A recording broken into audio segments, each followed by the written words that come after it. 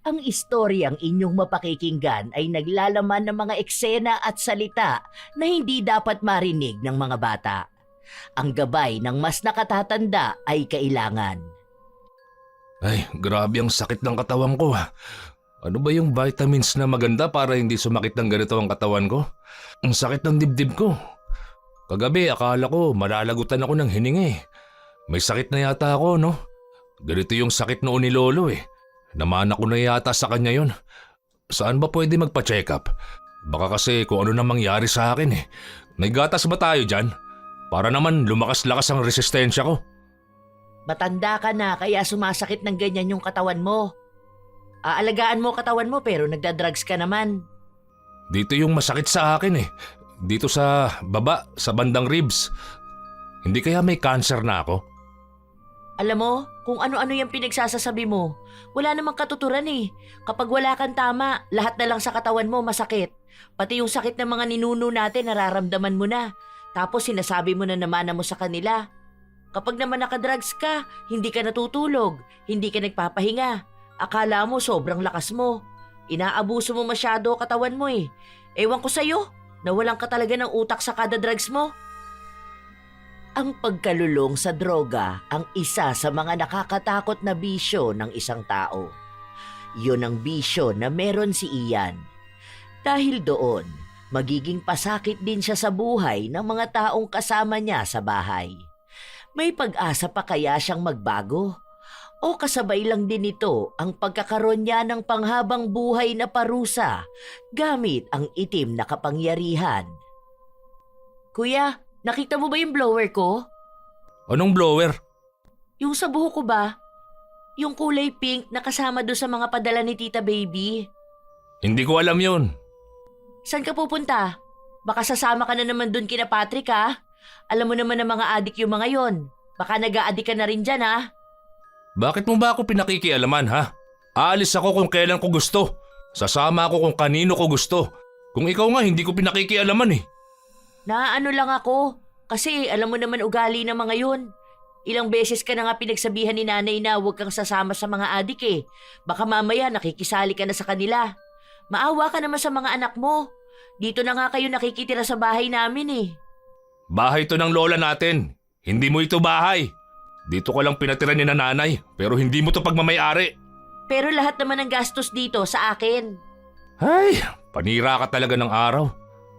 Makaalis na nga. Hindi ko alam kung kailan ba nagsimula ang kuya ko na tumikim ng droga. Pero alam kong matagal na niya yung ginagawa. Minsan kasi, nahuhuli ko siya pero hindi naman niya ako pinapakinggan. Mapagpalang araw po, Lola Telang. Magpapakilala po ako bilang si Liberty, isa sa masugid na tagapakinig ng inyong channel. Napasulat po ako sa inyo para ikwento itong tungkol sa kapatid ko po na nalulong sa droga. Bata pa lang kami ay pasaway na talaga si Kuya Ian. 5 kaming magkakapatid. Siya yung pangalawa, habang ako naman ay pang-4. Nasa malayo nakatira ang iba naming mga kapatid. May kanya-kanya na kaming pamilya. Pati si Kuya, may 3 na siyang anak. Noong una, sa bahay namin sila nakatira dahil naaawa ako.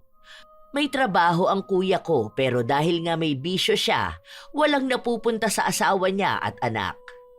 Taong 2021, lumayas yung mag-iina niya sa bahay namin. Nagpunta sa probinsya ng nanay ng babae. Nakipaghiwalay na rin yon kay Kuya dahil nga lumalala na siya sa pagbibisyo niya. Kaya ngayon, sa bahay namin siya nakatira. Kuya, hindi ka na naman natulog ano? Bakit ba ako lagi nakikita mo ha? Tanginang yan. Ako lang ba ang tao sa bahay ninyo? Pinagsasabihan lang naman kita dahil matanda ka na. Wala kang ibang ginawa kundi mag-drugs. Naiingit ka ba sa akin? Bakit hindi ka rin mag-drugs? Alam mo, dapat hindi ka dito nakatira sa bahay namin. Kapatid lang naman kita eh, pero wala naman akong pananagutan sa'yo. Kaya ka iniwan ng asawa mo eh, hindi ka na nagbago-bago. Sana isa ka na lang sa mga natukhang noon. Sinabi ko ba sa'yo na arugain mo ako? Nakatira ako rito dahil sa bahay ito ng lola natin. Hindi mo ito bahay. Bahay na namin to dahil sa akin na to nakapangalan. May bahay ka dyan sa kabila, pero anong ginawa mo? Binenta mo para lang may pambata kayo ng mga tropa mo. Kaya ang bigat ng buhay namin dito eh. May kasama kaming may bisyo. Hindi ako aalis dito, no? Ang kapal naman ng mukha mo para palayasin ako. Ang sinasabi ko lang sa'yo, magbago ka naman na. Lumaki na yung mga anak mo pero wala silang respeto sa'yo. Dahil alam nilang adik yung tatay nila.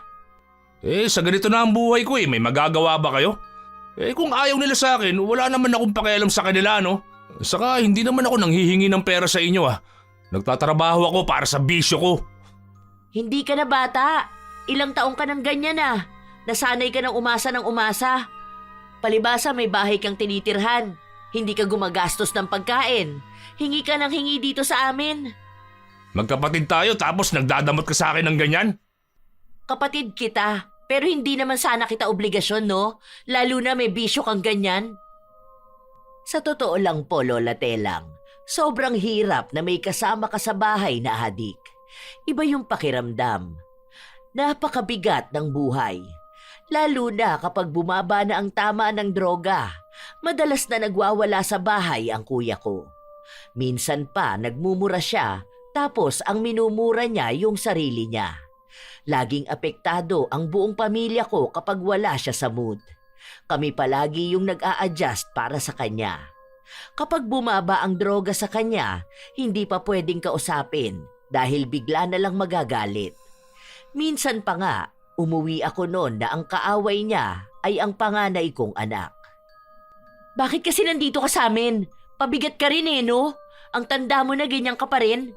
50 years old ka na, wala pa rin nangyayari dyan sa buhay mo. Paano ang iniisip mo palagi kung paano ka magdodroga? Natuyo na yung utak mo. Gago ka pala Ang bastos mong bata ka. Magiging bastos talaga ako. Sino ba nagsabi na dapat galangin yung mga adik, ha? Anong nangyayari?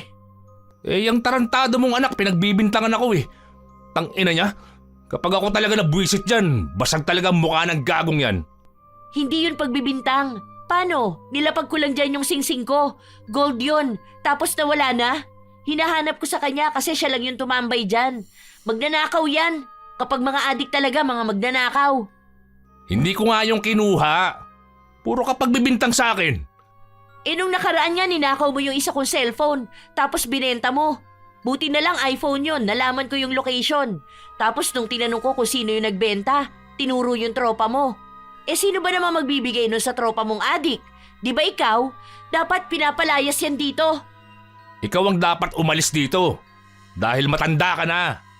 Aba, mas matanda ka naman. May asawa't anak ka na nga na iniwan ka. Siksik ka ng siksik dito sa amin. Buisit ka. Magnanakaw. Adik! Gago! Ano ba yan? Tama na, kuya. Ilabas mo na yung kinuha mo. Regalo yun sa akin ni Lola, tapos nanakawin lang. Hindi ko nga kinuha. Pinagtutulungan niyo akong dalawa. Huwag ka naman magnakaw dito sa amin. Nakikitira ka na nga lang ganyan ka pa. Gusto mo kasi kami yung laging umiintindi sa'yo. Hindi ko sinabi na intindihin niyo ako. Mag-adjust kayo hanggat buhay pa ako. Dahil hindi ako aalis dito kahit anong mangyari. Hindi na nga nakita ang singsing ni Wendy. Galit na galit ang anak ko, pero pinagsabihan ko na hayaan na lang muna niya. Alam ko naman, Lola Telang, na may mali din ako. Hinahayaan ko lang din yung kapatid ko na ganituhin ang pamilya ko. Palagi nga rin kaming nag-aaway ng asawa ko dahil gusto niyang palayasin si Kuya Ian. 2 beses sa 1 linggo lang din kasing nasa bahay ang asawa ko dahil nga sa trabaho niya. Alam ko naman na nag-aalala din siya para sa mga anak namin, lalo na at ang daming gamit ang nawawala. Hindi pwedeng bukas ang mga kwarto dahil minsan nang nawala ng 5,000 ang anak ko. Inilapag niya lang daw yon sa lamesa niya. Tapos nakalimutan niyang ikandado ang kwarto niya. Isang hapon, pagka-uwi ko galing sa trabaho, naabutan ko si Kuya Ian na nakatulala lang sa isang gilid. Hindi ko na sana siya papansinin, pero nagsalita siya. Magpakamatay na kaya ako, no? Bumaba na naman yung tama mo kaya ganyan ka na naman. Total, wala namang kwenta na ang buhay ko Baka magbigti na lang ako siguro. Ganyan ka na naman. Tapos hindi mo naman inaayos ang buhay mo. Pag magpapakamatay ka, wag dito sa bahay ko ha. Magpasagasa ka dun sa labas para may magbayad ng pampalibing mo. Ganyan ka na naman. Pampamalas ka talaga sa buhay ko eh. Puro ganyan ang naiisip mo tapos susunod dyan, isang tawag lang ng tropa mo, magmamadali ka na naman. Tapos pag nakatira ka, 3 days ka na naman niyang high. Akala mo si Superman ka. Tapos kapag pababa na yan tama mo, aawayin mo na naman ang mga tao dito sa bahay. Tapos kapag wala ka ng tama, maiisipan mo na naman magpakamatay. Tapos magsi-self-pity ka na naman. Para kasing wala nang magandang nangyayari sa buhay ko. Eh ano ba kasi nga asahan mo magandang mangyayari sa buhay mo kung wala ka namang ibang inatupag kundi ang mag-drugs? Ang sabi kasi nila kapag tumanda ako, wala naman daw akong mapapala sa inyo. Lalo na dyan sa mga anak mo. Kakawawain lang nila ako. Alam mo, ikaw ang kumakawawa sa sarili mo. Ilang beses ka na naming sinasabihan na ayusin mo yung buhay mo, pero hindi mo namang ginagawa. Tingnan mo nga yung sarili mo oh, lubog na yung panga mo. Tapos panay kang huya dyan kahit wala ka namang kinakain. Alam kong naiisip mo lang yan ngayon kasi wala kang tama ng droga. Iba na naman yung utak mo kapag balik ng mga kaibigan mo. Halos buong araw na nagpapaawa si Kuya Ian. Lagi niyang sinasabi na kawawa raw siya, na tumanda na siyang ganon ang buhay niya. Pero pagkatapos naman nun, nakakulong na naman siya sa kwarto niya. Nagsisindi na naman. Pagkatapos ng mga paawa niya, nagsimula na naman siyang magkalkal ng kung ano-ano. Nang hihingi siya ng mga sirang charger, aayusin niya raw. Hanggang madaling araw, ganon ang ginagawa niya. Kung ano-anong sirang gamit ang kinakalikot niya. Nakita ko pa nga po siya na kinukumpuni yung pinatapon ko ng plancha. Hanggang sa nagising na ulit ako ng umaga. Ang daming kalat sa sala. May mga binaklas pa siyang kung ano-anong basura. Nakakainis na naman yan si Tito. Tignan mo, after 3 days niyan, magwawala na naman yan dito sa bahay. Dapat kasi hindi ka na naaawa dyan eh. Pinapalayas mo na yan dapat. Nung panahon ni Duterte, dapat tinuro mo na yan eh para binaril yan dun sa labas. Wag, nakakaawa naman. Mas maawa ka naman sa mga tao dito sa bahay, ma. Ang tagal na natin nagtitiis sa kanya eh. Mga bata pa lang kami, nananahimik na kami palagi kapag galit siya. Alam mo ba kung ano epekto nun sa mental health namin? Parang pati mood sa bahay, nakadepende sa kanya. Walang katahimikan dito sa atin. Wala namang kasing kukup-kup sa tito nyo. Saka pinagsasabihan ko naman siya. Pinagsasabihan nyo ni hindi nga nakikinig yan. Nakaka-drain dito sa bahay. Nakikita ko pa lang siya, sira na mood ko. Lalo na kapag ganyan na nakatira siya. Ang galaw-gaw niya, kung ano-anong pinaggagawa sa bahay. Tapos kapag lobat na, mumurahin na niyan sarili niya. Nagsasalita na siya mag-isa. Kaya hindi rin tayo umaasenso eh. Yung malas nandito mismo sa bahay. Pero kasi kapag nakikita ko siya, naaawa ako. Kapatid ko pa rin naman siya eh. Yan ang mahirap kapag puro na lang awa ang pinapairal. Naaawa ka sa kanya pero sa pamilya natin na nagtitiis, hindi. Magkapatid kayo pero hindi mo naman na siya obligasyon. Kami ang obligasyon mo, ma. Kung malaki lang sahod ko, mag-iipon ako. Bibili talaga ako ng ibang bahay. Tapos dun tayo lilipat. Bigay ko na sa kanya tong bahay na pinagmamalaki niya. Ang hirap niyan. Minsan andito yung tropa niya. Andiyan sila sa kwarto niya, humihit-hit. Baka isipin ng mga tao, ganun din tayo. Nagpapapasok ng adik yung pabigat na adik. Nakakapagod. Nakaka-stress. Hindi ka ba nagsasawa sa ganito? Habang buhay ba tayo magtitiis sa kapatid mo, ma? Yung asawa at anak nga niya lumayas na sa kanya eh. Tapos tayo ganito. Hinahanapan ko na siya ng trabaho at paupahan para doon na siya lumipat. Hindi mo yan mapapaalis ng ganun lang, ma. Hayahay ang buhay niya dito sa atin eh. Kailangan dyan sapilitan. Wala ba naman siyang ibang inintindi kundi yung bisyo niya? Kapag gusto niya, kakain siya. Kapag wala siyang pambisyo, magnanakaw siya. Kasi ako, sawang-sawa na ako sa ganitong buhay. Lagi na lang walang choice. Lagi na lang nag-a-adjust. Gusto rin namin ng peace of mind. Yung bahay na ligtas para sa amin. Yung bahay na walang adik. Ramdam ko talaga ang anak ko. Lahat naman sila nagsasabi nun sa akin. Yung isang anak ko pa nga, Gusto nang bumukod. Nakikiusap na sa iba niyang mga kamag-anak na doon na lang muna siya makikitira dahil pagod na siya sa nangyayari sa bahay namin. Pero hindi ko naman magawang mapaalis ang kuya ko. May mali din talaga sa akin dahil naaawa ako. Napapabayaan ko rin maging yung mga kailangan ng anak ko, lalo na sa emosyonal na parte. Nagpatuloy ang mga araw. Dumating na naman sa punto na nagwawala si Kuya Ian. Buwisit talaga! Buwisit! Ano na namang nangyayari sa'yo? Basta, galit ako! Hindi ko alam kung bakit. Nakakabuwisit lahat ng tao, tangina! Wala naman yatang ginagawa sa'yo yung mga tao, nagwawala ka na dyan. Eh bakit ba? Sa galit na galit ako nung magagawa nyo. Nararamdaman kong gusto kong magalit kaya magagalit ako! Mga buwisit! Sinuntok niya pa ang salamin. Nabasag yun. Tapos, galit na galit siya maging sa kurtina na sumagi lang sa kanya. Sinipa niya rin ang sofa at lamesa. Hindi ko na lang pinatulan dahil alam kong pababa na ang droga na hinithit niya nung nakaraan.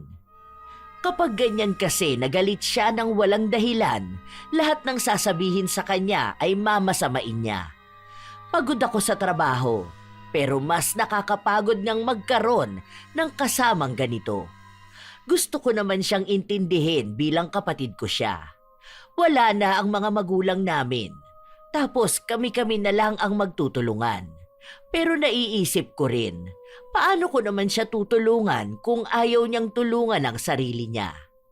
Matapos ang pagwawala niyang yon, kinabukasan, para naman siyang lantang gulay. Wala siyang ginawa maghapon kundi ang matulog. Tuloy-tuloy yun hanggang sa kinabukasan. Ilang araw walang tulog tapos ngayon maghapon naman tulog. Sana ganyan na lang siya palagi. Yung tulog siya tapos hindi natin nakikita. Nasaan pala yung ulam dito? Yung binabad kong karne. Baka yun yung niluluto niya kagabi. Ang dami niyang nakain ah. Ubus nga yung kanin. Tapos pati yung uwi na pansit ni Bunso, kinain niya rin. Pati yung mga tinapay. Tinago ko nga yung palaman ko eh. Yung bigay ni Jed na strawberry jam. Imbis na nasa ref sana mga pagkain, ando na sa kwarto ko. Bibili ako ng maliit na ref para maitago ko yung mga pagkain ko. Hala, baon ni Bunso yun eh. Hindi naman pwede na hotdog na naman ang baon nun. Nagrereklamo na nga sa akin. Buti kung may hotdog pa dyan. Ubus na rin? Ano pa ba? Hinala ko nga pati yung bigas natin kinukuha niya tapos pinapalit niya ng drugs. Kasi wala naman siyang pera, di ba? Anong ipapambili niya? Ano, titikim lang siya dun sa tropa niya? Hindi rin naman siya ililibre nun. Ano ba naman yan? Nakakainis naman. Puro inis ka lang naman sa salita, May. Kapag naman gagawa ka ng action, wala ka magawa. Kapag naman tinaguan mo yan ng pagkain, magagalit yan. Sasabihin na naman niyang ayaw natin siyang bigyan ng pagkain, na napakadamot natin sa kanya. Para namang hindi mo siya kabisado. Bili ka na lang muna para bago ako pumasok magluluto ako. Papasok na nga ako. Bigyan mo na lang pera si Bunso. Sabihin mo bili na lang siya ng baon niya sa labas. Pagsabihin mo naman niyang kuya mo, ma. Noong umalis si Wendy, saka naman lumabas si Kuya Ian sa kwarto niya. Kahit na maghapon at magdamag na siyang tulog, antok na antok pa rin siya. Ay, grabe, ang sakit ng katawan ko. Ano ba yung vitamins na maganda para hindi sumakit ng ganito ang katawan ko? Ang sakit pa ng dibdib ko. Kagabi, akala ko malalagutan na ako ng hininga eh. May sakit na yata ako, no? Ganito yung sakit noon ni Lolo eh. Namana ko na yata sa kanya yun. Saan ba pwedeng magpa-check up? Baka kasi kung ano nang mangyari sa akin eh. May gatas ba tayo dyan? Para naman lumakas-lakas resistensya ko. Matanda ka na kaya sumasakit ng ganyan yung katawan mo. Aalagaan mo katawan mo pero nagdadrugs ka naman. Dito yung masakit sa akin eh. Dito sa bandang baba ng ribs. Hindi kaya may cancer na ako? Alam mo, kung ano-ano yung pinagsasasabi mo, wala namang katuturan eh. Kapag wala kang tama, lahat na lang sa katawan mo masakit. Pati yung sakit ng mga ninuno natin nararamdaman mo na. Tapos sinasabi mo na naman mo sa kanila. Kapag naman nakadrugs ka, hindi ka natutulog, hindi ka nagpapahinga. Akala mo sobrang lakas mo. Inaabuso mo masyado katawan mo eh. Ewan ko sa'yo, nawalan ka talaga ng utak sa kada drugs mo. Hindi ka kasi nag-aalala sa akin eh. Ako lang naman ang nag-aalala para sa sarili ko. Ayan, ganyan ka na naman. Magse-self-pity ka na naman. Tapos niyan, magdadrama ka na naman na walang nagmamahal sa'yo. Manawa ka naman sa kagaganyan mo. Ayusin mo naman ang buhay mo. Hindi para kung kanino, kundi para sa'yo. Tumanda ka na't lahat-lahat, ganyan ka pa rin. Edad lang nagbabago sa'yo. Nasasabi mo yan kasi masaya ang pamilya nyo. Aba, masaya naman dapat ang pamilya mo, di ba?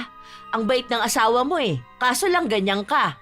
Kung hindi lang din naman kita kapatid, hindi kita pagtitiisan, no? Hindi ko rin naman sinabi na pagtiisan mo ako, di ba? Magtatrabaho pa ako. Ayoko na ng kung ano-anong usapan na ganito. Pinabayaan ko si Kuya Ian na dumaing ng kung ano-ano mang nararamdaman niya. Kung ano-ano na lang kasi ang masakit sa kanya kapag wala siyang tama ng droga. Halos 3 araw na ganun siya. May iniinom din siyang bitamina. Tapos tuwing umaga, gatas ang iniinom niya para daw hindi siya magkasakit. Hanggang sa isang araw na naman, may impluwensya na naman ng droga ang katawan niya. Kapag ganito, wala siyang ibang ginawa kundi ang magkikilos. Umaakyat pa nga siya ng bubong para ayusin ang tumutulo kapag umuulan. Pagkatapos nun, nagulat ako dahil pati yung kabilang bahay namin ay inaayos niya yung mga sira. Habang nakatingin ako sa ginagawa ng kapatid ko, dumaan sa likuran ko ang anak ko. Masipag na naman yan, tapos niyan sa susunod na araw, sisirain niya yung inayos niya. Masipag sana si Kuya Ian eh, kaso kapag nakadrugs lang. Buti sana kung ganyan siya kasipag lagi, tapos magtatrabaho na siya, tapos magbabagong buhay. Kaso hindi eh. Ganyan siya kasipag tapos kapag lowbat na siya, pagod na buong katawan niyan. Hindi siya nakakakilos kapag hindi nagdadrugs. Dapat pinaparehab yan eh. Dapat nga nung una pa lang na nahuli yung nagdadrag siya, nasa rehab na yan eh. Hindi yung pati mga magulang nyo. Kinonsinti siya. Ayan, mukhang malala na siya. Mahihirapan na yan magbago. Kinausap ko nga yan nung nakaraan. Di ba masakit yung katawan niya? Tapos nagpapabili ng vitamins. Kako bukas din naman titira siya ng iba niyang vitamins. Ayan na nga. Puro ka lang naman din salita, May. Wala naman ako ibang naririnig sa'yo kundi puro puna na ganyan. Pero inaalagaan mo pa rin naman yung kapatid mo. Kaya hindi yan natututong tumayo sa sarili niyang mga pae dahil alam niyang may masasandalan siya. Pero mabait naman siyang tito niyo. Noon siya rin ang tumutulong sa akin para mapalaki kayo eh. Kapag walang maibigay ang papa niyo, siya ang dumidiskarte. Mali lang talaga sa kanya yung hindi niya maiwasan ang pagdodroga. Hindi naman pwedeng ma-justify yung pagiging drug addict niya dahil lang sa mabait siya. Ganun pa rin yun. Nagbibisyo pa rin siya. Mabait siya kapag nakadrugs. Tumutulong dito sa bahay. Nagkukumpuni ng mga gamit natin. Pero mas malaki pa rin naman yung paghihirap natin, di ba? Pwede naman siyang makitira sa atin eh. Pwede naman siyang kumain ng mga pagkain natin. Pero yung matino naman sana siya. Hindi yung nakadrugs. Alam ko na naman ang sasabihin mo. Hayaan na lang muna natin. Sabi nga nila, you deserve what you tolerate. Pero ikaw lang naman yung nagtotolerate dyan, May. Paanong pati kami? Deserve ba namin tong pahirap sa buhay na may kasamang adik? Hindi naman natin pwedeng isumbong ang tito mo. Nakatira siya dito sa atin. Baka pati tayo lahat madamay. Yun na nga eh. Damay na talaga tayo. Isumbong mo man yan o mahuli yan dito. Damay tayong lahat. Baka isipin nila pati tayo nagdodroga. Wala na talaga tayong pagpipilian. Kung pwede lang lumipat ng bahay eh. Kung hindi lang sana mahal ang renta, aalis na talaga kami rito. Alam ko naman na tama si Wendy, Lola Telang. Siguro masasabi na rin na tanga ako kasi kahit na anong sabihin ng pamilya ko, hindi naman ako gumagawa ng paraan para paalisin ang kuya ko. Na kesyo mas nangingibabaw pa rin sa akin ang pagiging magkapatid namin, na hinahayaan ko lang siyang magdroga, kaya lalong nalululong. Pero sa sitwasyon ko, mahirap talagang pumili, Lola Telang. Totoo naman na galit ako sa pagbibisyo ng kuya ko, pero naiisip ko pa lang na mawawalan siya lalo ng landas sa buhay. Naaawa rin naman ako. Pakiramdam ko kasi may pag-asa pa siya, pero yung pag-asa na yun, siya lang ang makakagawa. Mabait naman siya noong hindi pa siya ganong kalulong sa droga. Maaasahan ko siya sa bahay, pero dahil nagsimula na rin siyang magnakaw at magwala, parang doon na rin ako nagagalit sa kanya. May pagkakataon na naaawa ako. May pagkakataon naman na nakakaramdam akong sobra na ang ginagawa niya. Hanggang sa paulit-ulit lang yung ganon. Kahit na lumipas ang isa pang taon, walang pagbabago sa buhay namin. Laging may nawawalang gamit. Laging may nawawalang pera dahil sa pagnanakaw ng kapatid ko. Palaging magulo ang bahay namin. At kapag magulo ang bahay, magulo din ang buhay ng mga nakatira ron. Lahat ng tao sa bahay kaaway ko. Pati mga anak ko nagagalit na sa akin dahil hindi ko magawa ng paraan na paalisin ang tito nila. Hanggang sa isang umaga, wala akong pasok noon sa trabaho. Nagulat na lang ako dahil narinig ko si Kuya Ian na nagsisisigaw. Anong nangyayari? Hoy, ano yun? May alupihan na lumalabas sa paa ko ha? Ha? Ang lakas na naman ng tama mo. Nabubulol ka na sa pagsasalita mo. Sobra na naman yung tira mo. Ang aga-aga naman, kuya. Walang pasok ngayon. Nagpapahinga yung mga tao. Ha? Merong lumalabas na insekto dito sa sugat ko sa paa. Oo, nakita ko talaga. Meron pa yung maliit na ipis. Kagabi, yun ang nakita ko eh. Akala ko panaginip lang eh. Hindi yan totoo. Nag-hallucinate ka dyan sa taas ng tama mo. Kung tinigil mo yung pagdadrugs mo, wala ka namang makikita na kung ano-ano eh. Isipin mo na lang, bakit naman may lalabas na insekto dyan sa sugat mo? Eh wala namang insekto sa katawan ng tao. Para kang tanga dyan. Baliw ka na talaga. Hindi ako nagsisinungaling. Nakita ko naman talaga eh. Masakit nga tong sugat ko eh. Kaya siguro hindi to gumagaling at lumalala. Dahil may mga ganitong lumalabas. Ha? Gulat nga ako kanina eh. Kasi alupihan talaga yon. Oo, sigurado ako. Hinila ko pa nga para makalabas lahat eh. Ang akala ko nga, papasok ulit sa sugat ko eh. Ha? Ayusin mo muna ang pananalita mo, kuya. Hindi yung ganyan na hindi ka maintindihan. Para ka pang may nginunguya dyan. Nanginginig pa yung panga mo. Halatang katatapos mo lang tumira eh. Huwag ka naman magulo. Gusto namin magpahinga. Paulit-ulit niyang sinasabi yon sa mga tao sa bahay. Naiinis na nga sa kanya ang mga bata dahil lagi niyang tinatanong kung totoo raw ba na pwedeng lumabas ang insekto sa sugat ng isang tao. Ang sabi naman ng mga anak ko, matulog naman daw siya minsan para hindi kung ano-ano na lang ang nakikita niya. Habang tumatagal, hindi na nawawala ang pagsasabi ni Kuya Ian na may lumalabas ngang insekto sa sugat niya. Hindi na rin kasi gumaling-galing ang sugat niya sa paa. Oh, tingnan mo to. Ayan oh. Mamaya niyan may lalabas dyan na ipis. Kaya hindi gumagaling ang sugat ko eh. Hay, alam mo naman na ang dami kong ginagawa. Ang dami kong labahin, oh. Bakit ba kasi kayo hindi naniniwala sa akin? May lumalabas nga na insekto sa sugat ko. Kuya, ang tanda mo na. Ano ba naman yan? Ano ka, bata, para takutin na may lalabas na ipis sa sugat mo? Meron nga talaga, meron. Kanina nga merong mga ipis na maliliit eh. Ha? Hay nako, huwag mo sayangin ang oras ko. Kaya hindi gumagaling yung sugat mo kasi hindi mo naman yung ginagamot. Akala mo bata ka para masaktan kapag lilinisan mo yung sugat mo? Alipo nga lang yan nung una. Hindi kasi kayo naniniwala sa akin. Wala talagang maniniwala sa'yo. Luto na yung utak mo sa droga eh. Malamang hindi na yan nakakapag-isip ng tama. Huwag mo naman kaming guluhin. Naiinis na yung mga bata. Nagpapasearch ka pa ng kung anong pwedeng pamatay ng insekto dyan sa sugat mo. Linisin mo yan, tapos lagyan mo ng gamot. Wala namang ibang tao na gagawa niyan sa'yo. Hindi yung inaatupag mo, puro drugs. Ugali na siguro ng mga taong lulong sa droga ang pagiging makulit. Yun bang kahit na ilang beses mo na silang pagsabihan, hindi pa rin nakikinig sa'yo? Dahil ganon ang kuya ko. Kasasabi ko lang sa kanya na huwag siyang magulo, pero pabalik-balik siyang parang bata para ipakita sa akin ang sugat niya.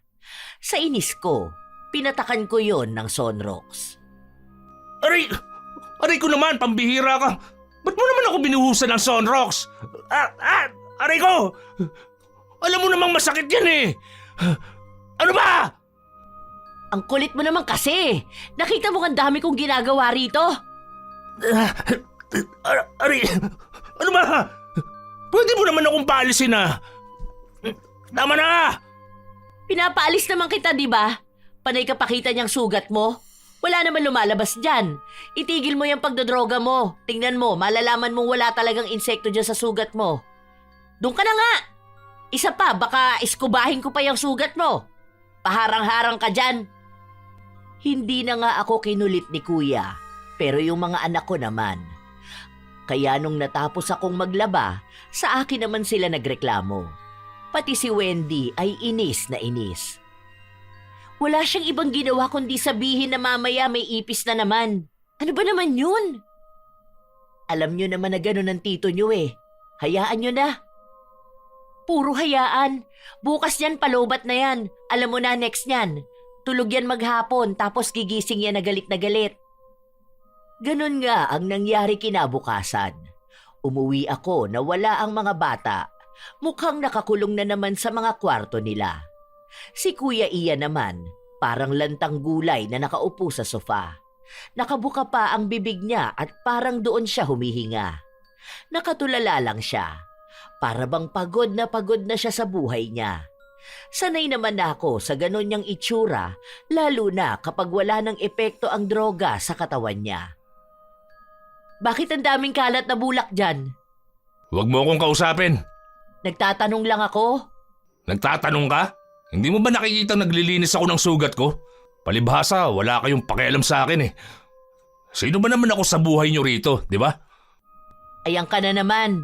Wala na namang epekto ang drugs. Kami na naman ang pag-iinitan mo dito sa bahay. Oo, talaga. Dahil pare-pareho lang kayo ng mga anak mo. Sama mo pa yung asawa mo. Ang baba ng tingin sa akin. Tang-ina ninyong lahat. Kung nabubwisit ka na naman sa buhay mo, huwag mong idamay ang pamilya ko. Damay kayo ha. Mga buwisit kayong lahat. Mas buwisit ka. Ginaganyan mo yung sarili mo tapos kapag buwisit ka na sa buhay mo, kami naman ang pagbubuntunan mo. Hindi ka ba nananawa dyan sa ganyang buhay mo, ha? Yung paulit-ulit na ganyan? Kasi kaming mga kasama mo, sawa na sa'yo. Wala akong pakialam. Kung sawa na pala kayo bakit hindi nyo na lang ako iwan dito? Lumayas kayo! Layas! Bahay namin to tapos kami ang lalayas? Oo! Dahil may pamilya ka naman. Kaya lumayas kayo rito. Kuya, ayusin mo yung buhay mo. Tumatanda ka na.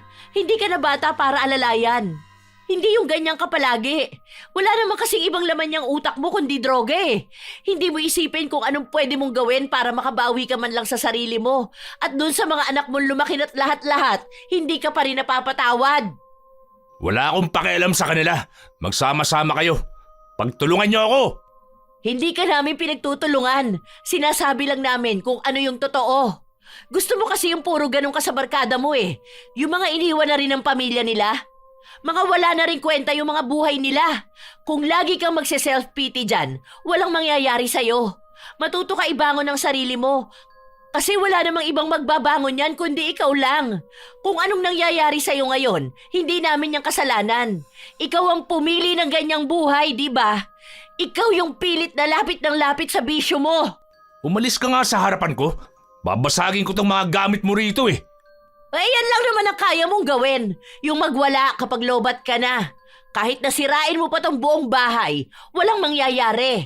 Hindi pa rin tutuwid ang buhay mo dahil babalik ka pa rin sa pagdadrugs mo. May kasama ka man o wala, hindi ka titino kung ayaw mong iwan yung bisyo mo. Natapos ang araw na mainit ang ulo ni Kuya Ian. Dumating na naman ang araw na wala siyang ibang ginawa kundi ang dumaing. Sa totoo lang, para siyang may 4 o 5 pagkatao. Parang iba-iba yung ugali niya, depende sa araw o kaya sa epekto ng droga sa kanya. Pagkatapos naming kumain, naiwan ako sa kusina at ang anak ko. Yung kapatid mo doon, ma, ang dami na namang iniinda. May sakit daw siyang ganun kay Luloy. Di ko alam kung sino yung si Luloy. Tapos yung ganito-ganyan niya, sumasakit. Baka raw may cancer na siya. Ganun daw ang sintomas ni Bubay bago namatay. Hindi ko alam kung sino yung pinagbababanggit niya. Baka mga kakilala niya yan na hindi naman natin nakikita. Nababaliw na naman. Masakit nga raw yung sugat niya sa paa. Hindi raw gumagaling. Ewan ko dun. Kinamot niya ba naman eh. Kagat lang ng lamok yun sa kabila. Galit na galit daw siya kasi Makate. Kaya kinamot niya hanggang sa nagsugat. Tapos noon yung sa kabila, alipunga lang. Hindi ko alam kung anong ginawa niya, bakit lumala ng ganon. May lumalabas nga raw na ipis. Kako, baka pugot na pari naman ang susunod na lalabas sa sugat niya. Nakakapikon, di ba? Hindi ko alam kung matatawa ko o ano. Halatang grabe umandar yung utak niya eh. Sobra talaga. Tingnan mo, mamaya yan, hihingi na naman niya ng vitamins. Habang nag-uusap kami ng anak ko, saka naman dumating si Kuya Ian. Ang dami na naman niyang iniinda sa katawan. Dahil naiinis si Wendy na makarinig ng ganon, umalis na rin siya agad. Nakahawak pa nga si Kuya Ian sa balakang niya habang iika-ika siyang naglalakad. Ay, aray, ang sakit. Ang sakit sa banda rito ko. Sa kidney yata to, no? Baka kailangan ko ng mag-dialysis. Ganito yung nararamdaman ni paring Vic eh. Akala nila wala lang daw. Tapos nalaman na malala na pala. Meron pala siyang bato sa kidney. Kung ano-anong sakit naman yung minamanifest mo. Wala kang ibang sakit maliban sa utak mo. Ayan ka na naman eh. Hindi ka na naman naniniwala sa akin. Kung gusto mong walang maging sakit dyan sa katawan mo, huwag kang mag-drugs. Mas mabisa yun. Hindi yung kung ano-ano na lang iniisip mong sakit mo. Pati yung sakit ng ibang tao, gusto mo maging sakit mo na rin. Bukas niyan, kapag tinawag ka ng tropa mo, malakas naman kayo niyan. Bigla ka na namang makakapagbuhat ng kung ano-ano. Meron talaga akong sakit. Hindi ko lang alam kung ano. Hindi ba yung mga kamag-anak natin, ang dami nilang sakit? Kakaisip mo ng sakit ng iba, baka magkatotoo yan. Isipin mo, walang mag-aalaga sa'yo. Hindi ka aalagaan dito sa bahay kapag nagkasakit ka. Wala ka rin namang asawa eh. Hindi ka rin naman naalagaan ng mga anak mo. Ewan ko na lang kung ano mangyari sa'yo niyan. Saan ba pwedeng magpa-check up? Kung sakali, pwede naman yung magpatulong sa munisipyo kapag may sakit ako, di ba? Kunwari, kailangan kong operahan, ganun. Kasi itong sa paa ko, hindi na talaga gumagaling-galing eh. Hindi ba kapag nga ang paa may sugat, may mga sign daw yon na may sakit ka sa loob ng katawan mo? Hindi ko alam sa'yo, kuya. Kung ano-ano pinagsasasabi mo dyan. Bahala ka na nga dyan. Ayaw kong nakikipag-usap ng ganon dahil alam kong kung ano-anong sakit na naman ang sasabihin niyang meron siya. Katulad nga ng sabi ng anak ko, kung sino-sinong pangalan na naman ang babanggitin niya. May sakit yung kakilala niya, ganon yung nararamdaman, kaya baka ganon din yung sakit niya. Minsan hindi ko pa alam kung anong sakit yon, basta narinig niya lang kung saan. Hanggang sa kinabukasan, tumawag yung tropa niya, pero hindi siya makalabas ng kwarto niya dahil sa kanyang paa. Hindi naman makapasok yung tropa niya dahil umuwi yung asawa ko noon. Siguro halos 3 araw na ang lumilipas na hindi nakakapagdroga ang kuya ko. Ang akala ko noon magandang senyales yon, na baka naiisip na niyang magbago. Pero parang mas lumalala pa siya. Minsan pa, naabutan niya kami ng bunso kong anak na nag-uusap. Tungkol yon sa pagpapaalam ng anak ko na pupunta siya sa bahay ng kaklase niya. Lumapit noon si Kuya Ian. Ano yun? Pinag-uusapan niyo ba akong mag-ina? Pinag-uusapan niyo ako, no? Tungkol na naman saan? Ano? Sa bisyo ko na naman, ha? Anong pinagsasasabi mo? Ayan, napapraning ka na. Nagpaalam lang sa akin yung bata. Bakit ka naman namin pag-uusapan? Akala mo ata lahat ng bagay sa buhay namin tungkol sa'yo. Dahil alam ko na yan, ha? Hindi ako tanga. Para kang tanga dyan, kuya. Praning ka na talaga, no? Tingnan mo nga yung itsura mo. Nakakatakot na. Nakakatakot naman talaga siyang tingnan, Lola Telang. Hindi ko alam kung bakit gano'n ang itsura niya. Yun bang kahit na hindi naman tungkol sa kanya ang sasabihin mo, iisipin niyang para sa kanya. Buong araw na gano'n siya. Minsan nga, nagsasalita pa siya kahit na wala naman siyang ibang kausap. Hanggang sa nakasinghot na naman siya ng droga. Naging maayos na naman siya kahit paano. Naging masigla siya. Wala na naman siyang kapaguran. Sakto pa noon na walang tubig dahil may problema noon. Kaya si Kuya Ian ang nag-igib para sa bahay. Pati nga sa mga kapitbahay namin. Kaya nagkaroon siya ng pansamantalang trabaho. May pera na naman siya. Ibig sabihin, tuloy-tuloy na naman ang pagdodroga niya. Halos 1 linggo yun. Sagana siya, kaya halatang sa mga susunod niyan, mas malala pa yung pagwawala niya kapag bumaba na ang tama niya. Isang araw, wala na naman siyang ibang ginawa kundi ang magsisigaw. May lumalabas na namang insekto dito sa paa ko. Dito sa mga sugat ko. Kanina may lumabas na naman 2 alupihan. Ganito kalaki oh. Ayan ka na naman sa mga pinagsasasabi mong ganyan, kuya. Ikaw lang naman ang nakakakita niya mga pinagsasasabi mo. Totoo nga talagang sinasabi ko. Oo. Ayan oh, tingnan mo. Ramdam ko may lumalabas na namang alupihan dito. Hindi ko pinakinggan si kuya dahil alam kong nasa imahinasyon niya lang yon. Dala na talaga ng pagdodroga niya yung mga nakikita niyang kung ano-anong bagay. Hanggang sa isang hapon, nasa sofa siya. Nakita ko na parang may langgam ang kanyang sugat. Bakit hindi mo kayang linisin yung paa mo? Nilalanggam yung sugat mo oh. Paano kaya yan gagaling, di ba? Tapos mamaya magrereklamo ka na masakit. Sinong iniisip mong maggagamot niyang sugat mo? Lumabas tong mga langgam na to sa sugat ko. Sus! Nababaliw ka na talaga, no? Hindi nga ako nababaliw. Totoo nga. Bakit ba kasi kayo hindi naniniwala sa akin? Aray! Aray! Ayan! Kinakagat ng langgam ang paa ko. Ay kakagatin talaga yan. Hindi mo ba naman nililinisan yan eh? Paano ko nga lilinisan kung lumalabas sa sugat ko? Kung saan-saan ka kasi umaapak kaya nilalanggam ka. Dinala mo pa yan dito. Baka mamaya langgamin yung mga pagkain dito sa bahay.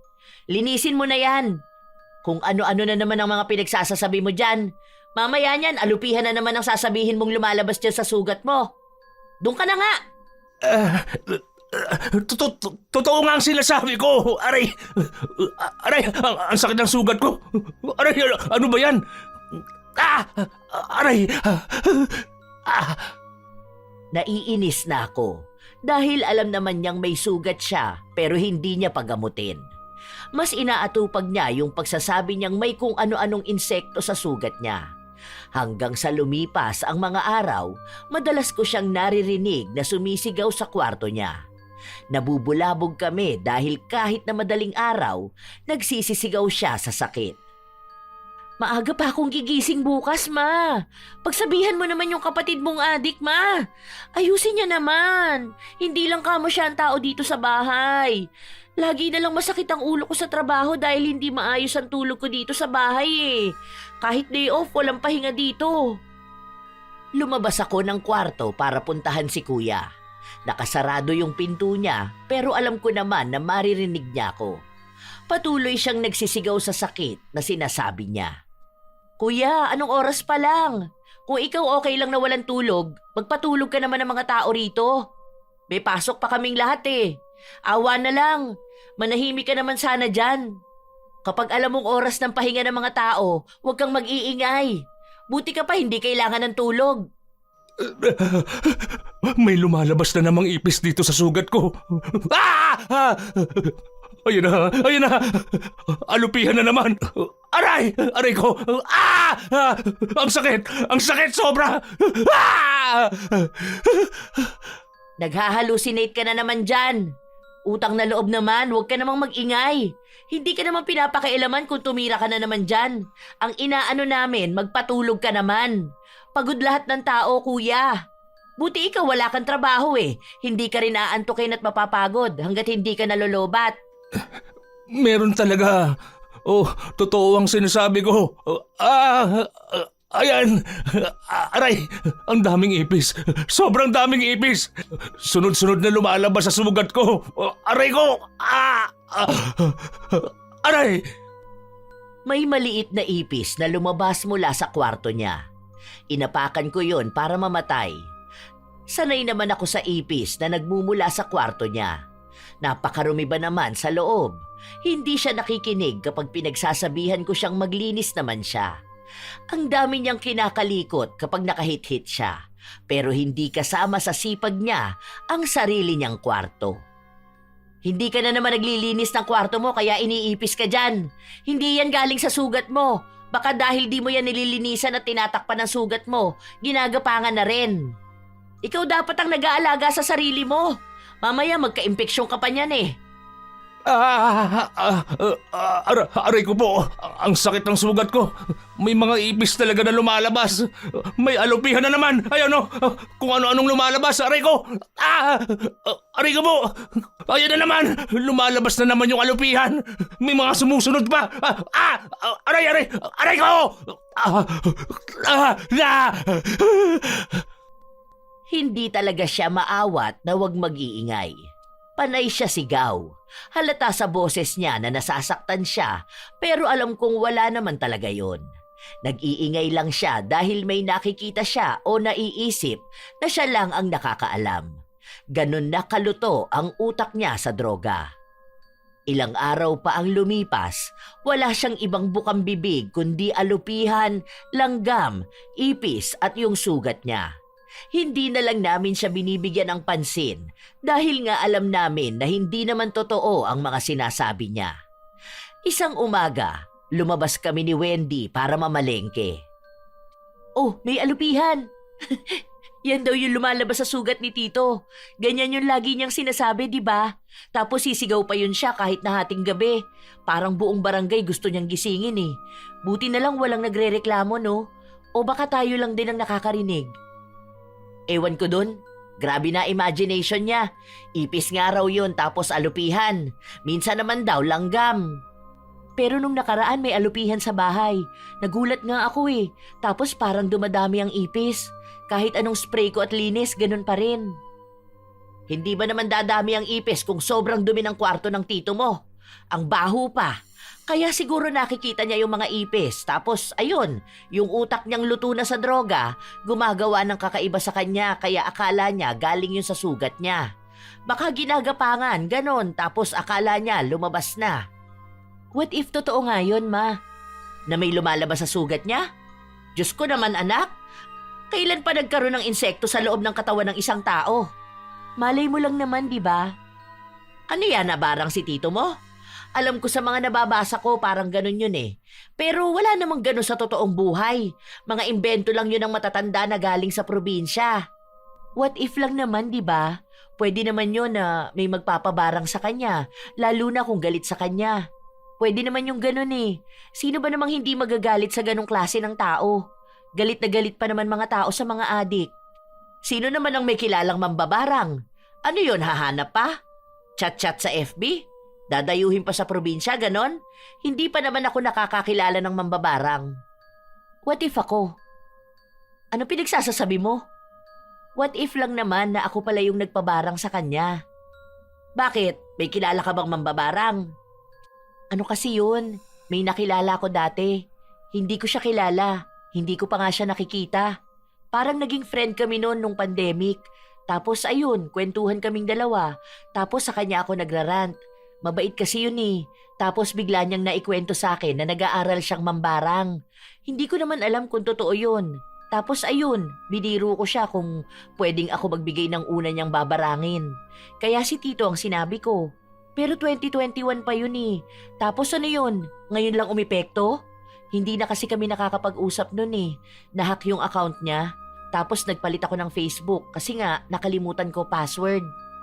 Totoo ba? Opo ma, hindi ko naman agad yun na-realize eh. Kasi malay ko bang totoo nga na mambabarang yun. Basta ang sabi niya lang sa akin, sa Western Visayas ata siya nakatira. Sumabay lang naman ako sa trip niya. Malay ko ba, nagbibiruan lang naman kasi kami nung una. Loko-loko ka talaga? Kaya sinasabi ko na umiwas-iwas kayo dyan sa mga nakikilala nyo sa internet eh. Hindi ko pa naman nakita na may lumalabas na insekto talaga dun sa paan ng tito nyo. Kaya hindi ko alam kung ano ang totoo. Kung dahil ba doon sa barang o dahil sa pagdodroga niya. Naiinis kasi ako, hindi ka naman gumagawa ng paraan para mapaalis siya. Ayun, naisip ko na lang din. Saka dala na lang din yun ng galit at usapan namin. Naikwento ko lang bigla kasi galit na galit ako nung nawala yung relo ko. Alam ko ninakaw nung kapatid mong adik. Pero kahit na totoo man o hindi, wag ganon. Wag kang lalapit sa mambabarang. Kahit na sino pa ang kaaway mo. Kasi masama pa rin yun. Demonyo pa rin yung nagbibigay ng hiling mo. Baka mamaya may balik pa yun sa'yo. Ikaw pa ang makarma. Hindi ko na rin binigyan ng pansin ang sinabi ng anak ko. Ako kasi, hindi naman naniniwala dyan sa mga barang na yan. Kahit na yung nanay ko noon naniniwala sa mga itim na kapangyarihan. Tapos, base naman sa kwento ni Wendy, ilang taon naman na simula nung huling beses niyang nakausap yung kaibigan niya na sinasabi niya. Ilang araw pa ang lumipas, paulit-ulit lang ang lahat. Hanggang sa nagsisigaw na naman si kuya. Ayan na, lumalabas na naman. Ayan na, lalabas na naman ang alupihan. Aray! Ayan na, nababaliw ka na naman. Sobra-sobra ka na naman humit-hit dyan. Totoo nga! Aray ko po! Aray ko! Tingnan mo! Ayan na oh! Ay! Diyos ko po! Ano yan? Sabi ko sa iyo may lumalabas na alupihan sa sugat ko eh. Aray ko! Aray! Sobrang sakit! Sobrang sakit niya talaga! Aray ko po! Hindi ko alam kung anong magiging reaksyon ko nung mga panahon na yon, Lola Telang. Nakikita mismo ng mga mata ko na unti-unting lumalabas ang alupihan sa sugat ng kuya ko. Dahan-dahan pa yon, parang hinahalukay pa ang laman niya. Magkabilang pa ayon, pero sa kabila naman ipis. Napapasigaw din ako kasabay ng pagsigaw ni kuya. Nasasaktan talaga siya. Hindi ko naman alam kung sinong tatawagin ko. Ang sakit talaga. Kaya hindi gumagaling ang sugat ko eh. Hindi ko alam kung saan ang galing ang mga yan. Ganyan lagi eh. Kaya nga sabi ko, masakit talaga eh. Ayan na naman. Ayan na naman. Ramdam ko na may umuuka sa laman ko. Ayan. Aray ko. Aray. Hindi niya kinakaya ang sakit. Parami ng parami ang lumalabas. Kahit natakpan niya, kahit nalagyan niya ng gamot, ganun pa rin. Hanggang sa gumabi na, umuwi na ang anak ko. Dahil siya lang naman ang nakakaalam ng ganun, sinabi ko sa kanya kung ano ang nakita ko. We, totoo ba ma? Oo nga, nakita ko mismo. Grabe, parang isang dangkal ata yung alupihan na lumabas to sa isa niyang paa. Di mas lalong nagnanayon. Kaya pala palaki ng palaki yung sugat niya eh. Akala ko naman kinakamot niya lang. Baka naman nag-hallucinate ka na rin. Baka sa susunod sabihin nila na pamilya ng baliw tayo rito. Hindi totoo talaga na nakita ko. Nagulat din naman ako eh. Pero talagang kitang-kita ng dalawang mata ko. Hindi lang isang beses. Tapos yung sigaw ni tito mo, talagang sakit na sakit siya. Nai-imagine ko pa lang, grabe na talaga kasakit nun. Yung sugat pa lang masakit na eh. Paano kung may insekto pang lumalabas, di ba? Paano yun? Ibig sabihin, nagkatotoo yung ginawa ng friend ko? Mambabarang pala talaga siya. Sana maging friend ulit kami. Sana makita niya Facebook ko. Paano daw yun matatanggal? May paraan pa raw ba? Ano ba yun? Parang mag-aalay ng buhay na manok? Ganun ba? Hindi ko alam. Basta ang sabi ko sa kanya nun, gusto ko nang tumigil na si Tito sa pagdodroga. Baka yun ang dahilan. Ewan ko rin Baka sa albularyo? Kaso, saan naman may albularyo? Kapag nagtanong ka dyan sa iba, baka lalo lang tayong pagchismisan na lahat tayo lulong na sa droga. Ngayon pa nga lang kung ano-ano nang naririnig ko eh. Nakakaaway ko na sila dyan lahat. Eh paano yon? Ganun lang ang tito mo? Pangmatagalan na yon? Hindi mo na kasi dapat ginawa yon. Hayaan mo na siya, ma. Parusa na niya yon, kumbaga. Kaya ko nga siya pinabarang para maparusahan siya. Hayaan mo naman siya magsisi muna. Hindi yung ganyan palang nangyayari sa kanya natataranta ka na. Pabayaan mo naman yan kahit minsan. Nakakaawa kasi. Puro ka nakakaawa no, ma? Sa amin ba hindi ka talaga naaawa? Sa kapatid mo lang? Paano naman kaming may trauma? Nagtitiis? Panay adjust? Kasi ako naaawa ako sa sarili ko. Naaawa ako sa mga kapatid ko. Naaawa ako sa mga tao dito sa bahay. Simula bata pa kami ganito na, hanggang tumanda ba naman? Iba naman kasi yun. Parehas lang yun, ma. Siguro mawawala yung sakit niyang yan o yung barang na yan kapag siya mismo nagbago. Kaso hindi yan magbabago kung lagi kang nakaalalay sa kanya. Hindi mo nalang pabayaan. Matanda na yung kapatid mo. Una sa lahat, may hangganan ng pagiging kapatid. Hindi na kasama dun yung pag-tolerate mo sa kaadikan niya. Hindi ko rin naman alam kung paano magpapawala ng barang. Sinubukan kong magtanong sa mga kakilala ko, pero katulad nga ng sinabi ng anak ko na pagkakamalan na rin akong nagdodroga. Iniisip niya na baka kung ano-ano na lang din ang nakikita ko. Malaki ang epekto nun kahit sa trabaho ko, lalo na alam nila na may kasama kaming adik sa bahay. Naging mas mahirap ang lahat sa amin. Pati mga kapitbahay namin, mga kamag-anak, iba na ang naging tingin nila sa pamilya ko. Wala namang ibang sisisihin kundi ako. Kasi nga naman, ayaw kong magpaalis ng adik. Lalo na ngayon, mas naaawa ako sa sitwasyon ng kuya ko. Buong paa niya yung may sugat. Nakikita mismo namin na may lumalabas na insekto doon. Buhay talaga. Natatakot din lalo ang mga anak ko. Ay, hindi ko na alam kung anong gagawin ko. Mag-spray ka nga dyan, nak, para sa ipis. Kumakalat na naman, oh. Ang dami ko nang napatay niyang kanina. Tapos yung sa alupihan pa. Baka makakagat pa yon. Imposible na hindi mo alam kung anong gagawin mo, ma. Mas may isip ka sa kapatid mo. Alam mo yan, hindi mo lang talaga ginagawa. Matagal mo na dapat alam kung anong gagawin. Hindi mo lang tinatanggap sa sarili mo na tama yun. Ano, palalayasin ko siya? Doon siya sa kalsada magkaroon ng ganyang sakit? Alam mo naman yung tito mo, di ba? Kasi kahit naman adik yun, kapatid ko pa rin siya. May iba pa namang choice, di ba? May rehab naman. Pwede kang lumapit sa mga social worker. Sila yung tutulong mag-asikaso niyan kay tito. Sila yung may alam paano magpasok ng adik sa rehab. Ano, naaawa ka na naman? Ma, ikaw na ang may kakayahan gumawa nito. Hihintayin mo ba na kami pa ang magreklamo sa mga pulis? Hihintayin mo bang bigla na lang siyang dadamputin? Di ba mas maganda kung isusumbong mo siya tapos kukunin na lang siya dito? Kasi kung naaawa ka talaga sa kapatid mo, hindi mo na hinintay na mawalan niya ng utak. Hindi ko alam kung paano. Alam mo, ma, wag mo na itanggi na alam mo. Ang daming paraan. Ang dami mong kakilala. Huwag mo nang hintayin na habang buhay na siyang ganyan. Yung mamatay na lang siyang hindi nagsisisi at nagbabago. Maawa ka sa kanya. Maawa ka sa amin. Para pare-pareho tayong manahimik. Kasi hirap na kaming tumanda na lang at lahat-lahat. Ganito pa rin. Tapos may choice naman yung nanay namin. Wala namang ginagawa. Tingnan mo nga. Nagpabarang pa ako bigla para lang matahimik. Nawala na ng choice. Pati sa paniniwala na hindi ko pinaniniwalaan, nilapitan ko na. Ikaw pa kaya na alam na dapat ang gagawin? Pinag-iisipan ko pa kung anong gagawin ko. Habang lumalala kasi yung sugat sa paa ni kuya, lumalala na rin yung pag-uugali niya. Lagi siyang galit. Hindi nakakausap ng maayos. Napapraning. Paano? Hindi na rin kasi siya nakakalabas, kaya hindi siya nakakabili ng panghit-hit niya.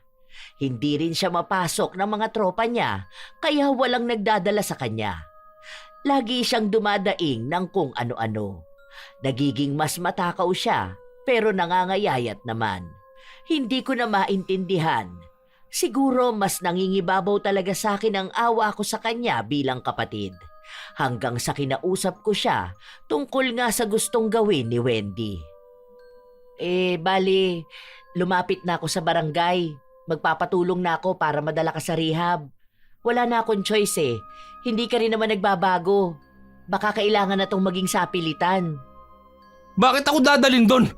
Inaabandona mo na ako? Ganito ba ang ibig sabihin ng kapatid para sa'yo, ha? Para din naman sa'yo to, kuya. Ang tagal mo ng ganyan eh. Tama naman sila na hindi pwedeng habang buhay na ganyan ka. Tumatanda na tayo. Kung tutuusin, dapat ine-enjoy natin ang buhay natin eh. Hindi yung ganito ka-stress. Tanga ka pala eh, ha? Alam mo na nga may sakit ako, di ba? Hindi mo ba nakikita tong mga pa ako? Hindi ko na nga alam ang gagawin ko sa nangyayaring to eh. At naglalabasan tong mga lintik na insekto na to. Hindi mo rin kasi ako iniintindi eh. Porket maayos kayong pamilya mo, kung ano-ano nang gusto nyong gawin sa akin. Wala man lang nag-aalala sa akin. Walang nangungumusta kung okay pa ba ako. Kung hindi na ba masakit tong mga pa ako. Kung anong kailangan ko. Akala mo ba masaya ako sa ganito, ha? Hindi ko naman sinabi na masaya ka. Ginagawa ko to para naman magbago ka eh. Matagal ka ng ganito. Oras naman na para baguhin mo ang sarili mo. Magkaroon ka na ng bagong simula. Kasi hindi pwede na habang buhay kang ganito eh. Kung hindi kami nag-aalala sa'yo, tingin mo ba hindi ko iisipin kung saan ka mapapabuti? Ang ibig sabihin, gusto mo talaga akong umalis dito sa bahay nyo? Gusto mong solohin tong bahay na to? Tapos magdadamutan nyo ako sa pagkain, di ba? Alam ko naman yun eh. Ramdam ko naman na ayaw nyo sa akin dito. Hindi ko na lang yun sinasabi. Parang hindi ka mag-aanak ang tingin nyo sa akin ah. Kapag andyan ang mga anak mo, walang kumakausap sa akin. Intindihin mo naman, kuya, na kapag naging maayos ka na, pwede kang magbagong buhay. Hindi pa naman huli ang lahat eh. Sana nga talaga dati ko pa to ginawa. Saka wag mong punahin yung mga anak ko. Inintindi ka nila ng mahabang panahon. Kaya ngayon, gagawa na rin ako ng tamang desisyon. Hindi pwede na palagi na lang din akong naaawa sa'yo. Kasi yung mga anak ko nga naman yung mas nakakaawa. Basta, hindi ako sasama kahit na kanino. Hindi ako aalis dito. Matagal na akong nakatira rito eh. Kaya kahit na anong pilit nyo sa akin, hindi ako aalis! Galit na galit si kuya. Pinagmumura niya ako at lahat ng tao sa bahay. Kung ano-ano pang pinagsasabi niya. Ilang araw na gano'n ang ugali niya. Hindi niya kami kinakausap ng maayos dahil naiirita na rin siya sa sugat niya. Minsan nga, sinasaktan na niya maging sarili niya. Kaya yun na rin ang isa sa nakakaalarma. Ang sabi pa ng mga anak ko, baka masaktan din kami. Nagbanta rin kasi si kuya na kapag nainis siya, susunugin niya ang buong bahay. Kahit na hindi ko alam kung gagawin niya o hindi. Maraming tao pa ang madadamay pag nagkataon. Isang araw, hindi ako pumasok sa trabaho dahil darating ang mga tao nakakausap kay Kuya Ian. Galit po yun, kaya wag na lang kayo lalapit sa kanya at baka masaktan pa kayo. Banda rito na lang kayo pumuesto. Maliit lang din ang kwarto niya kaya siguro kahit isang tao na lang muna yung nasa loob. Pwede naman dito na bukas na lang ang pinto. Hindi pa agad kukunin si Kuya dahil kakausapin muna siya. Nagtaka rin sila dahil nakita nila kung paanong may lumabas na ipis sa sugat ni Kuya. Pero wala naman sa kanilang nakaisip na baka dahil nabarang siya o ano. Sobrang dumi kasi ng kwarto, tapos may mga daga din doon. Kaya akala nila binahayan na ng insekto ang sugat ni Kuya dahil hindi rin nalilinis. Pinaliwanag ko sa kanila na walang maglilinis ng sugat ni Kuya kasi nga nagwawala siya palagi. Tapos hindi siya lumalabas ng kwarto niya. Talagang itinuloy mo tong gusto mo? Kinakausap ka naman nila ng maayos, kuya. Para naman sa kapakanan mo tong ginagawa eh. Ikaw rin naman ang makikinabang nito. Anong maayos? Pinagkakaisahan niyo ako eh. Sinasabi mo sa kanila na nagdodroga ako, kaya kukunin nila ako. Kahit na ang totoo, gusto mo lang talaga akong paalisin eh. Dahil nagiging pabigat ako, di ba? Di ba? Nako kuya, kahit na hindi ko sabihin sa kanilang lulong ka na sa droga. Sa pananalita mo pa lang, sa kilos at dyan sa itsura mo, halata na talaga na adik ka. Tarantado ka pala eh. May sakit ako eh, di ba? Nagkasakit ka na lang dahil dyan sa bisyo mo. Hindi ako sasama sa mga yan. Subukan nyo talaga. Makikita nyo ang hinahanap nyo. Lumayas na nga kayo rito. Layas! Mga gago! Walang pinalampas na tao si kuya. Pinagsisigawan niya lahat. Panay din siya dura para lang lumayo sa kanya ang mga tao. Matapos nun, kinausap na ako kung ano ang gagawin nila. Dapat nung araw na yon titingnan lang muna siya, pero dahil nagbanta na siya, napapatayin niya ang mga tao sa bahay kapag tulog na kami, gumawa na ng hakbang ang mga tanod kasama ang social worker. Kinuha na agad nila si kuya. May banta na raw kasi ng panganib, hindi na nila pwedeng patagalin ang proseso. Mga buwisit kayo! Tandaan nyo to. Kapag ako talaga nakalabas, yari kayong lahat sa akin! Mga buwisit kayo! Ano ba? Bitawan nyo nga ako! Huwag nyo akong dalhin kung saan! Dito ang bahay ko eh! Ha? Ano ba? Bitiwan nyo ako sabi eh! Ano ba? Masakit makarinig ng ganon. Nagwawala pa si kuya. Parang gusto niya talagang manakit. Pero dahil na rin may sakit siya at hindi niya mailakad ang mga paa niya, hindi siya makatakas. Kung ano-ano na lang ang pinagsasabi nun ni kuya. Kinukonsensya niya pa ako dahil sa desisyon ko na yon. Naging maugong ang chismis sa lugar namin. Kung ano-anong naririnig ko. Yung iba mali-mali pa ang kwento pero hindi ko na sila pinapatulan dahil wala rin namang maidudulot yon sa buhay namin. Ano na raw ganap kay Tito? Ano raw gagawin sa kanya doon sa rehab? Ang sabi sa akin, parang 2 weeks muna bago ako makakakuha ng balita. Parang hindi ko rin siya pwedeng makausap eh. Parang 2 weeks walang bisita, walang cellphone, as in walang contact. Para daw humupa yung withdrawal niya. Depende pa yan sa lakas ng tama sa kanya. Pero siguro kahit naman matapos ang 2 weeks, hindi pa rin naman ako kakausapin nun. Pero makakalabas pa siya, ganon? Mga taon pa yun siguro, no? Kapag talagang wala na siyang kaadikan. Tapos ganon lahat ng adik eh. Nire-rehab na. Kakatakot pa naman mga adik. Grabe trauma ko sa mga yan. Kaya feeling ko lahat ng nakikita kong lubugan pa nga. Mga masasamang tao talaga. Oo daw. Para kasing may detoxification pa raw na gagawin. Aalisin yung droga sa katawan niya. Yun ang sinabi sa akin nung nakausap nila ako. Marami pa nga silang pinaliwanag sa akin nun eh. Hindi ko lang maintindihan yung iba. Hindi ka kasi sumama sa akin nun. Ano yun? Tinanong ka kung ilang taon na siyang nagda-drugs? Kasi halata naman sa mukha niyang lulong na siya eh, di ba? Hindi na mapakali yung panga niya. Ang baho pa ng singaw ng katawan niya. Oo, tinanong yun. Tapos sinabi ko na mula nga high school siya. Pero patikim-tikim lang yun. Tapos nung tumanda na siya hanggang sa yun na nga na isinumbong ko siya. Kaya malala raw talaga yung adiksyon. Bantay sarado siguro talaga siya, no? May therapy, counseling, tapos didisiplinahin talaga siya doon. Kaso paano kaya yung sugat niya? Baka hanggang doon may lumalabas pa rin na insekto, no? Yun ang hindi ko alam. Pero ang sabi sa akin, nito lang daw may mga langgam daw yung sugat ni kuya. Hindi ko alam kung lumalabas ba yung langgam dun sa mismong sugat niya.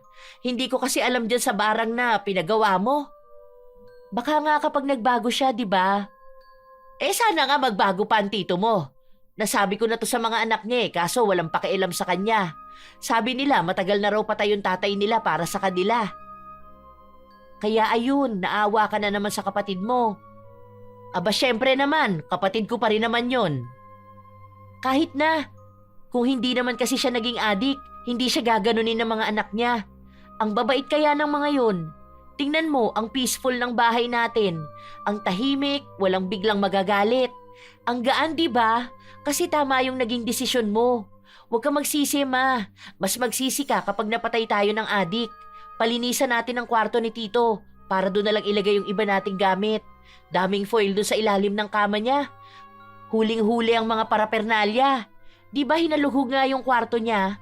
Siguro naman magiging maayos na tong bahay natin, no? Kung ano man yung mangyayari kay Tito, siguro yun na yung desisyon niya para sa sarili niya. Gusto man niyang magbago o bumalik sa dati. Parang second chance na niya yan. Kaya ikaw ma, wag nang kung ano-anong iniisip mo. Hayaan mo namang mabuhay sa paraan niya yung kuya mo. Hindi yung sa kanya ka pa mas naaawa. Mga 3 linggo siguro yon nung may nagsabi sa akin na pwede kong bisitahin si kuya. Pero hindi matagal na usapan. Huwag ko raw papatulan kung sakali man na may sisihan. Dahil madalas daw kapag may nasa rehab na kamag-anak at hindi kusang sumuko yung tao, madalas na sinisisi nila yung nagturo sa kanila para mapunta ron. Galit pa rin daw kasi si kuya, kaya malabo na maiintindihan niya kung ano yung sitwasyon. Nag-aalangan pa ako na dalawin siya, pero nagpunta pa rin ako. Ano? Masaya ka na ba na nakikita mo ako rito? Na pinahihirapan mo ako? Masaya na ba kayo ng pamilya mo na wala na ako sa bahay nyo, ha? Hindi ko alam kung kailan ka makakalabas dito o kung kailan ba gagaling yang sa paa mo. Pero gusto ko lang sabihin sa'yo, sana maalala mo na ginawa ko to para sa'yo. Para magkaroon ka na ng maayos na buhay na hindi pa huli ang lahat para sa'yo. Hindi ko kailangan yung pinagsasasabi mo dahil hindi naman ikaw ang nahihirapan dito eh. Ginawa mo akong nakakahiya sa mga tao. Hindi ako ang gumawa ng nakakahiya, kuya. Saglit lang ako rito. Basta ang gusto ko lang sabihin sa'yo, sana naman, di ba? Sana naman makita mo na may masayang buhay kaysa sa pag-aadik. Magsimula ka para sa sarili mo, hindi para sa ibang tao. Sana balang araw maintindihan mo tong ginawa ko. Para din to sa pamilya ko. Yun ang huling usapan namin ni kuya. Hanggang ngayon kasi, Lola Telang, nasa rehab pa rin siya. May balita naman ako sa kanya. Ang sabi nila, nagiging maayos na raw si kuya. Nag-aaral nga raw siya doon ng welding para kung sakali na makakalabas na siya, pwede na siyang magkaroon ng trabaho. Hindi ko alam kung magkikita pa ba kaming dalawa. Nung umalis kasi ng bansa si Wendy nitong nakaraang taon lang, ibinenta namin ang bahay. Tapos nun, kumuha kami ng ibang bahay malapit sa bagong pinapasukan na paaralan ng bunso ko. Malayo na yun doon sa bahay namin dati. Wala ring ibang nakakaalam dahil hindi na kami nagpabisita ng ibang kamag-anak. Alam na rin naman ni kuya na hindi na kami doon nakatira. Dahil yung isang naghahatid sa akin ng balita tungkol sa kanya, pinagsabihan ko na rin. Sa ngayon, nasa loob pa rin ng rehab si kuya.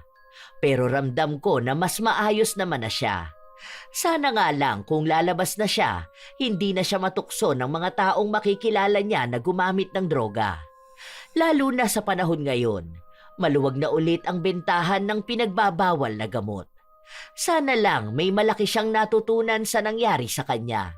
Dahil balita ko rin na parang nawawala na yung mga insekto sa paa niya. Pagaling na nga rin daw yung sugat niya.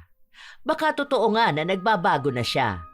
Hanggang dito na lang po ang pagbabahagi ko ng kwento ko, Lola Telang. Maraming salamat po. Tunay na mahirap magkaroon ng adik na kasama sa bahay. Dahil ang utak nila, mahirap hulaan. Hindi mo alam kung gagawa ba sila ng mali o masama. Araw-araw kang nabubuhay sa kaba. Takot na baka may mawala, baka may masaktan o baka isang desisyon lang ang maging mitya ng mas malaking gulo. Magkaroon ng tamang desisyon para sa mas nakakarami. Hindi batayan ang anumang problema sa paggamit ng droga. Dahil tunay na maraming buhay ang nasisira nito. Laging piliin ang kaligtasan ng nakararami kaysa sa awa sa iisa. Magkaroon ng malasakit pero hindi ang konsintihin ang mali.